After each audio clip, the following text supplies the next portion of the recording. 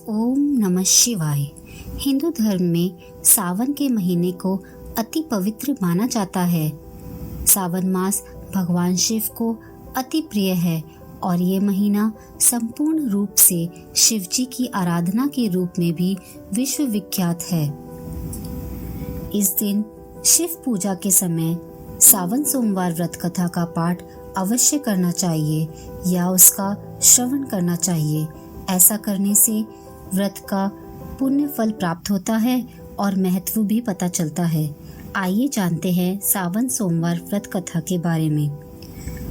पौराणिक कथा के अनुसार अमरपुर नामक नगर में एक धनवान व्यापारी रहता था। वह शिव भक्त था। उसका व्यापार बड़ा था और उसकी समाज में प्रतिष्ठा थी। इनके सबके बाद भी वह दुखी था क्योंकि उसे कोई पुत्र नहीं था। उससे इस बात की चिंता थी कि उसके बाद व्यापार कौन देखेगा, उसका वंश आगे कैसे बढ़ेगा। पुत्र की कामना से वह हर सोमवार का व्रत रखता था और प्रत्येक शाम को शिव मंदिर में घी का दीपक जलाता था। ऐसा करते हुए काफी साल बीत गए। एक दिन माता पार्वती ने भगवान शिव से कहा कि यह व्यापारी आपका सच्चा भक्त है, आप उसे पुत्र प्राप्ति का आशीर्वाद क्यों नहीं दे देते।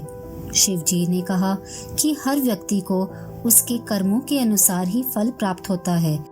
माता पार्वती ने नहीं मानी और शिव जी को विवश कर दिया। तब उस रात शिव जी ने व्यापारी को सपने में दर्शन दिया और पुत्र प्राप्ति का आशीष दिया, लेकिन यह भी कहा कि उसका पुत्र 16 वर्ष तक ही जीवित रहेगा।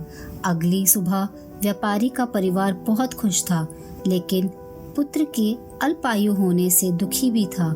लेकिन व्यापारी हमेशा की तरह सोमवार व्रत और शिव भक्ति करता रहा। शिव कृपा से उसे पुत्र की प्राप्ति हुई। उसका नाम अमर रखा गया।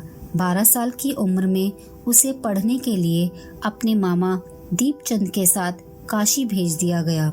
रास्ते में वह जहाँ भी रात्रि विश्राम करते थे वहाँ पर यज्ञ कराते और ब्राह्मणों को भोजन कराते थे। एक दिन वह एक नगर में पहुँचे जहाँ के राजा की पुत्री का विवाह हो रहा था। वर का पिता अपने बेटे के एक आंख से काने होने के कारण चिंतित था। उसे विवाह टूटने और बदनामी का भय सता रहा था। वर के पिता ने अमर को देखा और उससे वर बनाने के लिए सोचा ताकि विवाह के बाद उसे धन देकर विदा कर दे और बहू को घर ले जाए। लालच में दीपचंद ने वर के पिता की बात मान ली। राजकुमारी चंद्रिका से अमर का विवाह हो गया। अमर ने जाते समय राजकुमारी की ओढ़नी पर लिख दिया कि तुम्हारा विवाह मुझसे हुआ है। मैं काशी शिक्षा ग्रहण करने जा रहा हूँ। अब तुम जिसकी पत्नी बनोगी वह कान्हा है।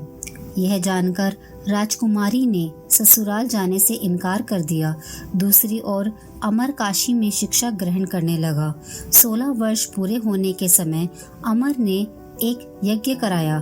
ब्राह्मणों को भोजन, दान और दक्षिणा से संतुष्ट किया।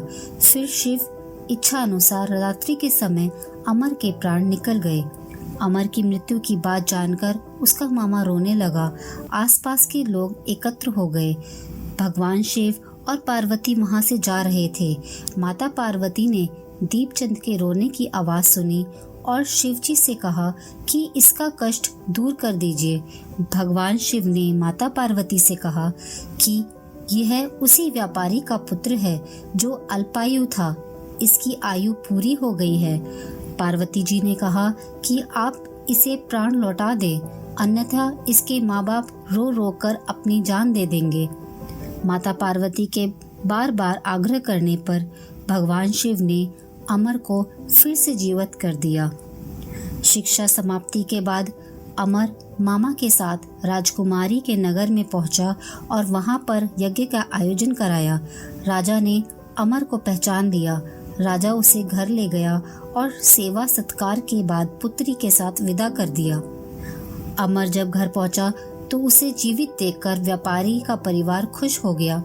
उसी रात भगवान शिव एक बार फिर व्यापारी के स्वप्न में आए और कहा कि तुम्हारे सोमवार व्रत करने और व्रत कथा सुनने से प्रसन्न होकर उन्होंने अमर को जीवन दान दिया है और उसे लंबी आयु दी है। व्यापारी यह सुनकर प्रसन्न हुआ। सोमवार व्रत रखने से व्यापारी का पूरा परिवार खुशीपूर्वक रहने लगा। इसी प्रकार जो कोई सोमवार व्रत करता है या कथा सुनता और पढ़ता है, उसके सभी दुख दूर होते हैं और समस्त मनोकामनाएं पूर्ण होती हैं।